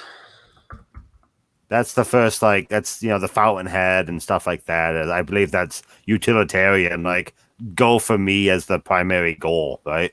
So yeah, I definitely think that you're right on the money that there are very much economically utilitarian aspects of Ayn Rand's philosophy, but she also believed in something I think that's called like the invisible hand or something like that, and that economies are supposed to be like dog eat dog and everything like that. It's fucking. It's literally she is what I would consider sort of almost in some senses the mother of modern ANCAP libertarianism. Well, she was against anarchists, but her ideology is definitely very hands-off. It's anarcho-capitalism. Yeah, it's literally laissez-faire economics where there's nothing but the economy. There's literally no intervention from anything else. It's just let the markets all on their own, which we already know doesn't work. That's failed every time that we've done that. You have to regulate markets. And I would say that any system that has to be heavily regulated in order to work is a system that is inherently structured to fail. And that is why I am not a capitalist. That is why I'm a market socialist. But that's a discussion for a different day. Yeah. If you want to have, I don't know. My whole philosophy is I am extremely libertarian socially, and I'm just undecided economically. So I vote with whoever has the correct social values. Mm-hmm. That's perfectly reasonable. Yeah. I just feel like I don't have enough education and experience with economics to make an informed opinion on it. And the thing about that position that you just said there is that it's very honest and it is quite humble. It's look, hey, I don't know enough about this particular subject, whether broadly or maybe more specified, to make a judgment on something. And I wish that there were more people that were like that. that when they would say, look, I really don't know enough about this in particular to be able to make any judgments on it, so I refrain from that. That's just classic Dunning-Kruger, though. Yeah, it is. Because everyone who doesn't know about anything thinks they're an expert on it. Exactly. Yeah. Just like, people have asked me questions about stuff like in statistical mechanics, in perturbation theory, which are aspects of like advanced quantum mechanics and other areas of engineering. And I'm just like, look, I really do not know that. Those are areas that I haven't touched yet because I just don't feel I have a strong enough mathematical background yet to touch those. So I'm not the person. But I always tell people, and anybody that knows me knows, I have no shame in admitting that I am not a professional. I have absolutely no degrees in any of this. I just like the subjects. Yeah. And that my knowledge should not be construed as being anything even remotely close to what a professional has. And I always tell people, hey, if I don't know this, I'm going to tell you that's a question you should probably pose to a professional, because I am not one, and I can't give you either A, I don't know an answer, or B, I know a little bit about that, but not enough to be able to comment on it in any confident manner. Yeah. Yeah, that's how I am usually. If anything is, I don't know. I try to avoid getting out of my depth. I only try to talk about stuff that I'm familiar with, just because I don't. One of my biggest fears is just spewing misinformation, right? Like I shit on people online for doing that, so why would I want to do it? Yeah. And that's the thing that I've noticed with people with that mindset there, Walker, is that it's not a fear of being wrong. It's a fear of, I should say, it's not a fear of being wrong in a sense of like a prideful sense of being wrong. Like, well, I just don't want to be wrong on something. It's more like a sense of not wanting to be wrong in a sense of I don't want to say something that is inaccurate, misleading, or mischaracterizes the truth of the matter, because then I am peddling misinformation. Even if unknowingly, I would be peddling misinformation, and I don't want people to walk away not truly understanding correctly what something is. Yeah. Yeah, or at least I want to present my own beliefs accurately. You know what I mean? Like, so there's certain things that I feel like aren't, like philosophy obviously doesn't have correct answers. But even then, I would still try to like preface stuff with like, oh, well, this is, what I think on this topic, Mm-hmm. Yeah. A fundamental basis of any scientific literature is never say that you have the answer. You say the evidence points towards, or the conclusion we draw is. You don't say this is, because that at that point you're not doing science. Yeah. Exactly. My one exception to that was my debate with SFT, because I feel like in a debate you have to like strongman as much as possible. Well, yeah, you could say I'm right, but is as what Leo was saying, is the sun going to rise tomorrow? Yeah, I'm going to say it does. Yeah. I have no reason to think it won't, but it might not. I mean, there is that -0% chance it won't. Yep. So that's one thing that I try to do in debates, and that's what I'm going to do with my debate with Altangelo. It's what I did in my debate with Nephilim, where I present the evidence that we have for one particular framework over the one that I am defending as measured against the one that my opponent would be defending, and state, hey, look, the evidence that we have comports with this particular model. It does not comport with this model. So based on that, we should start working from the framework of this model and see where that leads us, and start going down that road, rather than assuming the truth of other models that don't have data that positively comports with them, or indicates that they have any coherent or confident level of accuracy in describing whatever it is that we're trying to describe. Yeah. So what are you talking about? What are you talking to Atangelo about? Yeah, abiogenesis. Oh, okay. Jesus. And it's going to be fun, because having talked with Walker and Immutable and Speed and everybody else, I've got at least from where I was at prior in my last debate with him, which was like in May or June. Actually, I think it might have been in July. My second debate was in July. Just this year, and so I'm already know what my setup's going to be. I'm going to talk about certain chemicals that are necessary for life and how we know that they can develop. Work on stuff about what we know we can do with RNAs, and then work on stuff how we know viable paths for how the cell could have developed. And I'm also going to drive home the point that we will probably never be able to say this is exactly the processes in exactly these environments that gave rise to life, because the chances of it being that, what's the word I'm looking for, that narrow, are very, very slim. There are probably a broad array of environments and a broad array of chemicals in which we can get life from. So we're never going to know what exactly the exact mechanisms, the exact environments, the exact chemicals. Yes, I know she's behind me. Okay. How life arose. What we will be able to do at best is say, look, these are the possible environments that we know could have existed on early Earth. These are the possible chemicals that could have either existed in or developed in these environments, and these are the possible mechanisms that could have led to the development of life. And to me, we already have a pretty good basis for that. We already know things that can happen with RNAs and other types of enzymes and polymers and what have you that exist. We already know certain environments and the differences that can happen in them, and then how that has to change the chemical structure in order to get certain things. So we've already got a pretty good picture of numerous viable paths to how life could have developed, but we don't have anything definitive. And I don't think that we need something definitive to come to the conclusion that life seemingly arose through natural processes. So do you have a formulated defense for the classic irreducible complexity argument? Yeah, mainly basically going to beat into your head. Mainly that complexity is not an objective feature of reality. What we would consider complex as humans, some other advanced alien species that's 1 billion years more advanced than us might not consider that complex. Complexity is subjective. So for some people, calculus is complex. For other people, calculus is fucking a walk in the park. So what we call complex is only complex because we, as a species, as scientists, struggle to understand something. But that doesn't mean that it can't be understood. So complexity is a relative term anyway. And also the fact that when they talk about irreducibly complex, they're assuming that these cells and these structures within the cell and these processes that occur, within genes and DNA and RNA are all sorts of stuff that it had to be exactly that way from the start, which isn't the case. These are things that slowly developed. They were very, very simplistic when they started and are now quite complex and got that way through a series of particular chemical processes. So nothing could ever be really considered irreducibly complex. That's already been vitiated. I disagree. What about a quark? A quark is just a perturbation in a quantum field. Yeah, but how do you make it less complex? It's not complex. Exactly. You can't get less than like the most basic.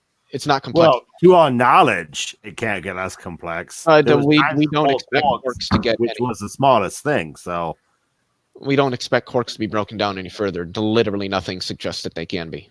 Well, then they're irreducibly complex. No, they're not, because they're not complex. I'm fucking with you, dude. It's just different arrangements of quantum fields, but we won't be talking physics and like I said, I've got respect for Altangelo, but he is woefully bad at physics. Yeah, and he's admitted that. So I mean, yeah, Otangelo's nice. Out of all of them, I don't know. I feel like if you had a conversation with him, like in a non, evolution debate context, he would probably just start preaching. I feel like that's the kind of guy Otangelo is. Oh, but the link I put, the Reason and Science, that is, I guarantee, going to be every single one of his arguments listed out. Yeah. So if you want to just memorize them from his own blog. Yeah. It's going to be the same debate. I'm thinking about literally tallying every time he says proteins. Protein. Yeah, I was talking to Neff, and he kept bringing up polymers. I was watching that. Yeah. Yeah, that was yeah, it just circles around itself. There's only so far you can go with that conversation. Wait, so Nephilim Free was talking about polymers? What was he saying about polymers? How do you pronounce it, Leo? I don't quite know. Polymerase? Yeah, there we go. Thank you. Oh, polymerase. Okay. He was talking about those, how they're made of proteins and they also build proteins. So therefore, they couldn't not exist or something like that. That's an irreducibly complex thing to him. Yeah. So polymerase. The argument is like polymerase is needed. Polymerase is a protein that's produced by like DNA translation, and polymerase obviously it polymerizes DNA, right? So you need it for DNA replication. So you're not going to have replicating. Yeah, you're not going to have replicating DNA without this protein that is encoded by the DNA. Yeah, he was trying to turn into a chicken and egg question. Yeah. And people always do that with me because my area is in geology. I don't know crap about bio, so everyone always has to pull back to bio when they talk to me, it seems. One of the things that I've noticed about why so many intelligent design proponents always go for the irreducibly complex argument within the framework of biology is because this is quite frankly, and even the scientists, the professionals would admit it, that is an area where science does not really have a lot of answers, because this is stuff that, I mean, it's almost like particle physics. You know, we know a lot, but we don't know everything, and God knows how much is out there that we just still don't know yet, because this stuff is so small and it's so hard to see it and it's so hard to measure it, and it's just that makes it that much harder to explain how these things work. And so the reason that they utilize that area to argue for God's existence so heavily is because it's one of the biggest gaps. Yeah. You don't see them, and this is another thing, you don't see creationists ever arguing a better explanation of electromagnetism or relativity or anything that's already been explained. They only look for the gaps in science that they can just fill with their God. And that's how you know that their arguments are God of the gaps. Yeah, well, so that's why I usually prefer to go after young Earth creationists, right? Because I don't see too much of a point in arguing against unfalsifiable beliefs, right? Yep. Yeah, there's as rational empiricists has said a while ago, the whole like Russell's teapot and all that kind of stuff. I mean, I'm not going to argue that there's not a teapot there, right? I don't care. So if you want to say like God created the singularity, right? Or like God planted the first cells, sure, fine, whatever. But you know, the diversification of life is definitely due to evolution, and that's a point I will argue till I'm dead. I would argue that science is kind of like a big pile of broken rock bits, and we're trying to build a bigger sculpture, basically, but it's never quite complete. Yeah. We may have like the outline of it, like, okay, this is a sculpture of a human or a giraffe or whatnot. But it's like piecing it together. So I agree. I don't think. I tend to liken science to a puzzle where we don't have all the pieces, but not having pieces in certain areas doesn't somehow mean the other pieces that we've already put in place somehow stopped fitting. And it also doesn't mean that once we have enough pieces that we can't start to get an overall idea of what that image is. You don't necessarily need all the pieces of a puzzle to be able to look at that puzzle and say, you know what, this is starting to look a lot like a dog. We can't say definitively that it is. I mean, it could be maybe it's a lion, maybe it's a bear, but it's really starting to look like a dog. And that's why I liken science to a puzzle. You don't need all the pieces to start making reasonable inferences as to what the larger picture here is. And you don't need all the pieces to get the other pieces to start to fit. Leo, I think that you said a very important term there, which was reasonable. Mm-hmm. Science gives us the reasonable solution to problems, and that's the big gap that people seem to miss a lot. Is there's a difference between being reasonable and being 100%, right? Yes. Evolution is 100%. The reasonable solution to how we got here. Do we know 100% of it? No, but it doesn't make it not the reasonable solution. Exactly. And it seems that these creationists they have this desire that, well, we need 100% solid, certain answer, or your explanation just doesn't work. They seem to labor under this delusion that an explanation, that there can't be some explanatory gaps in our knowledge where we'd say, yeah, we understand this and this and this, but you know, we're still a little fuzzy over here. We still don't have the full picture over here. Just like we don't know fully how galaxies form. We don't, mainly because humans are not privy to the timescales that it takes for a galaxy to form. Does that mean that there's magical fairies flying around putting a galaxy together? No, God forbid there could be, but that just is nothing thus far indicating that seems to be the case. There is a lot indicating that it is the effects of gravity and even potentially electromagnetism over very, very long periods of time, and all the different collisions that can occur between all of these gases and what have you that can slowly assemble what we call a galaxy. Yeah. How do you know that we aren't held to the earth by angels? I mean, yeah, it's like we could be. It just looks like, you know, perturbations in space-time. And now you're all into flat earth domain there. It's density. Density is all it is, just density. But another thing I really wanted to mention quick, because I think that this is a really important thing, is in my debate with Otangelo and a lot of debates going forward, and it's something that I tried to do with Nephi when I had debated him. I don't think I did it as strongly as I could have, is I like to put my opponents, I have no problem defending my position, but I like to put them on the defense rather than them letting them be on the offense the entire time. So the thing is, creationists don't have a viable model. And I think a lot of them know that. So what they try to do is they try to go on the offense. They try to poke all these little holes in your model and point to all the gaps in your model and then try to argue from that it's somehow, well, how do you explain this? Well, how do you explain that? But they're not letting you ask them, okay, well, how do you explain this then? If I can't, how would you explain it? How would you explain that? They're on the offense the entire time, not on the defense. And you need to start putting them with, whether it's creationists, flat earthers, anti-vaxxers, climate contrarians, any of these conspiratorial pseudoscientific bullshit ideas. They all try to be on the offense because they know they don't have a viable model to defend. So if you put them on the defense, what you do is you begin. That's exactly what you did in your debate with SFT Walker. You had him on the defense the whole time, and he struggled to defend his model because he doesn't have one. And that what you did is a shining example of what people need to do when they debate these people. Put them on the defense. There's no problem with you coming up and defending your model because you have one to defend and you can do so reasonably, but make sure you're putting them on the defense too, because it opens up to people, I think at least reasonable people, that they don't have a model and they struggle to defend their worldview for that reason. Yeah, so that was the reason we chose that, or at least I tried to choose that specific topic, because I know that Standing was making specific claims about it that I could like pin him down on. That was why Arn Ra got pissed off at what's his name? Thomas. Yeah. Because I mean, you know, a lot of conspiracy thinkers, I don't Conspiracists. Huh? Conspiracy what? Conspiracists. Conspiracists, yeah. Well, you know, they don't really have their own models like fully fleshed out. Exactly. They're wrong. So they just, you know, they try to like pop holes and stuff, and they try to convince people that way. They're like, oh, well, have you ever seen the globe? You know, all you see is these pictures that NASA put up. Yes. But it's not like their flat Earth model actually explains anything.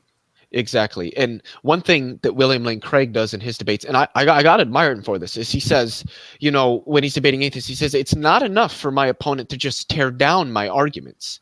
They also, in their place, need to construct a better argument that explains these things from an atheistic or a naturalistic perspective. And that's the thing.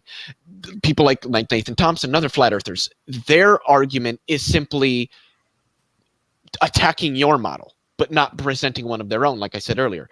And even if the globe Earth model was wrong, that doesn't immediately make the flat Earth model correct. You need to tear down your opponent's argument and erect your own model, your own arguments that explain the data better. You can't just tear down the existing model and then insert whatever model you want to choose. You need a rational defense, a foundation for the model that you're asserting is better, and you need a mechanistic explanation of how it fits with the data better than the model that you've torn down. It's never enough to just tear down the model. You need to erect a better one in its place. And a lot of these people, they just don't do that because they can't.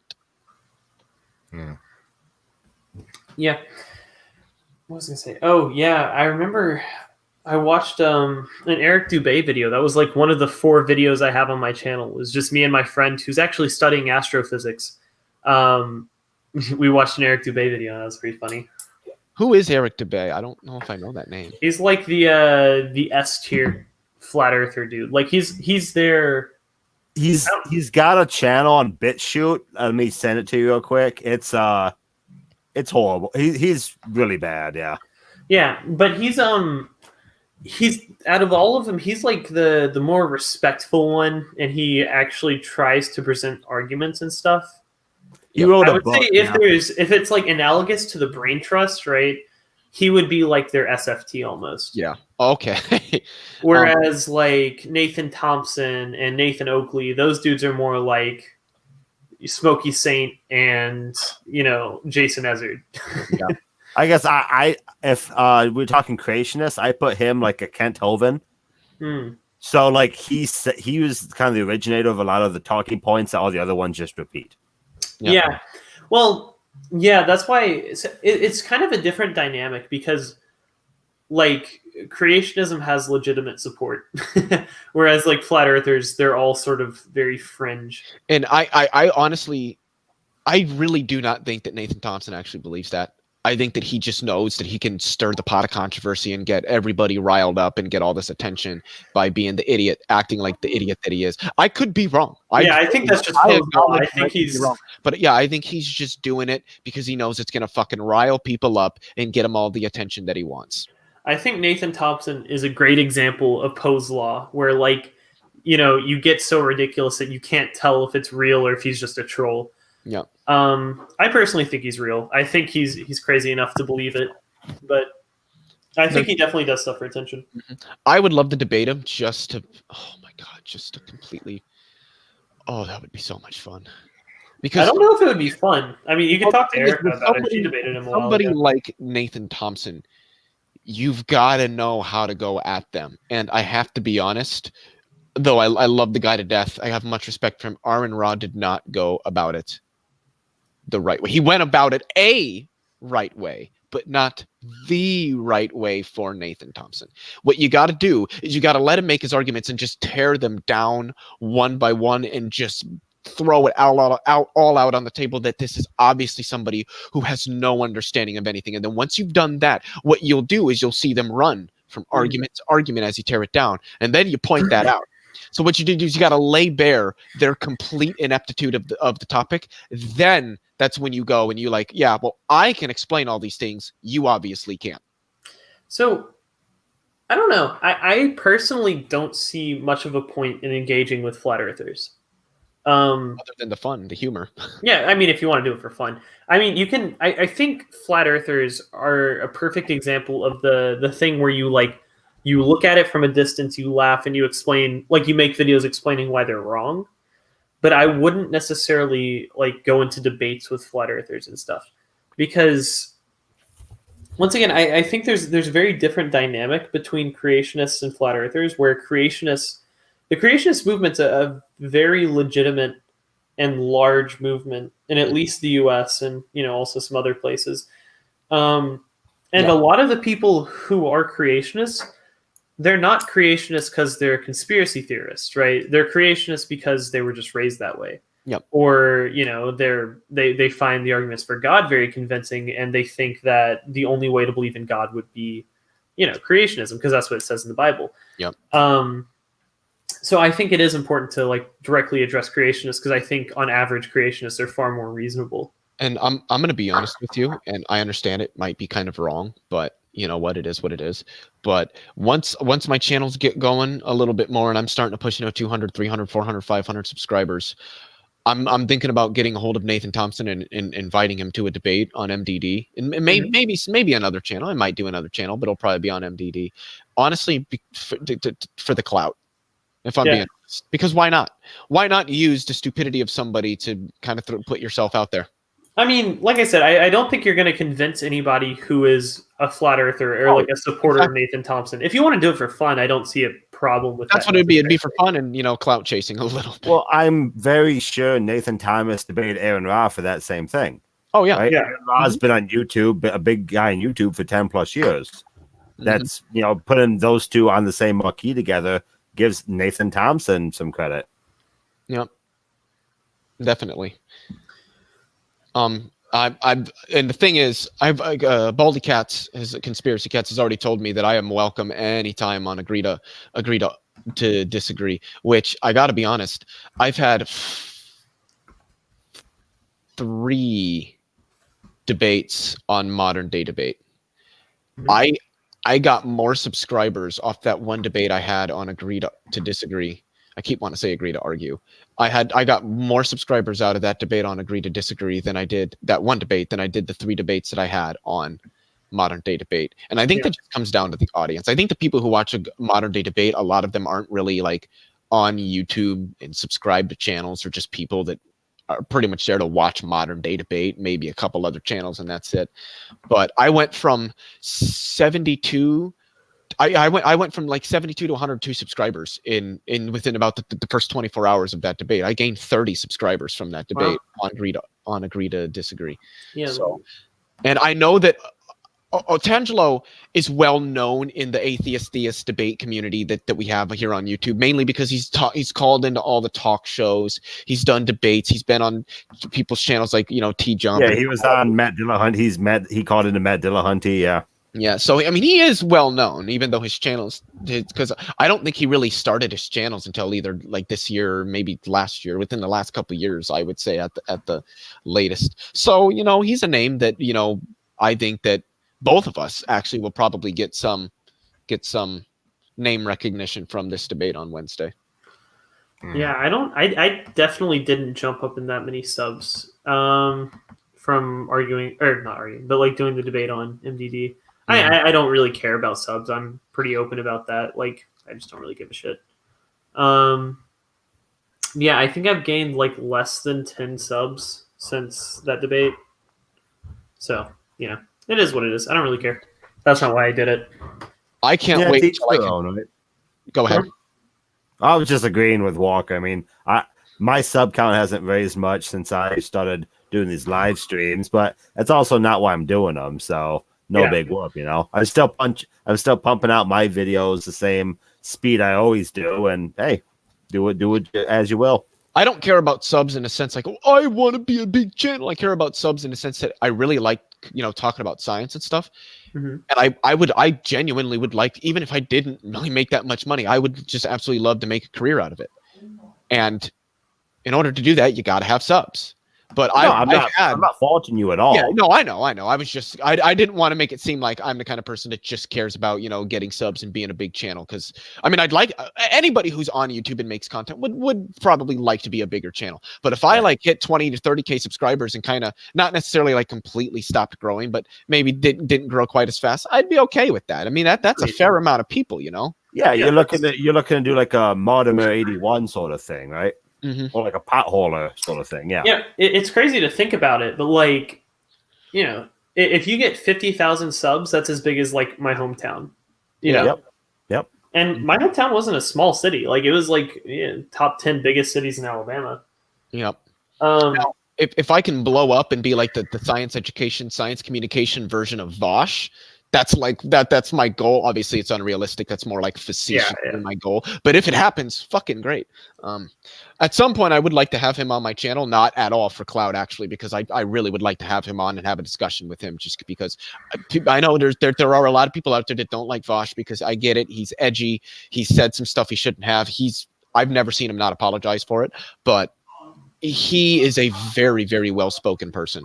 And he knows what he's talking about. He really does. I've seen him right then and there pull up sources, cite sources, fact check what somebody's saying, and be like, "Yeah, no, you're fucking stupid." This literally, today I was watching a video from, I think it was like 6, 9, 10 months ago, something like that, like earlier this year, where he was going over what's his name, Vincent James, the red elephant or whatever, the conservative practical neo-Nazi, who cited a source trying to an article like I don't know what it was, like Washington Post or some Washington Times, something like that, and it was trying to make the point that when we bring in immigrants, wages go down. And the funny thing is that article that he was citing, the title said something along the lines of, when we bring in immigrants, construction worker salaries went down in this state, and here's why.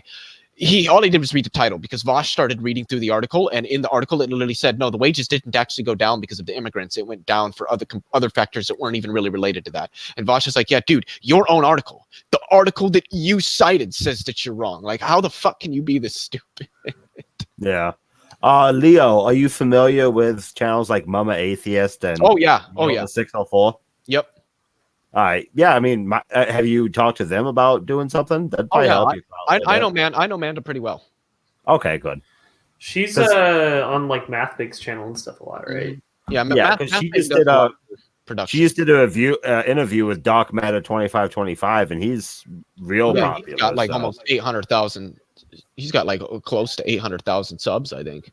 Exactly. He's big. I mean, and he's, you're saying Vosh on your channel, he's stepping way down in view count, talk to Mama Atheist, but that doesn't mean he's not going to do it, Yeah. Well, Vosh's rate of growth, though, is just fucking insane. At the start of, he had 50K subscribers at the start of 2020. He's at 286,000 subscribers, right? but he was already on Twitch, and that kind of helped him out. But he also came from like Destiny's inner circle, so to speak, so that also helped him out as well. Yeah. So I think Rational Empiricist is trying to call it a night. Is that what you're gonna say? Oh yeah, it's getting kind of late for me, so I'm gonna have to head out. Sorry about that. Yeah, and we're coming up on the 2-hour mark, so I think I'm gonna call it anyways. Like, Yeah. Yeah, sounds good. Well, thanks for letting me on, guys. Yeah, of course, dude. So Yeah, sure. All right. So I will say goodnight to Ian and Covert Cuttlefish and whoever else is watching, all 6 of you. All right. Anyways, I hope everyone has a great night, and I'll probably back on a live stream pretty soon. And remember, everybody, when the argument has been lost, insults become the ammunition of the loser. Of There you course. go. All right. Night, dudes.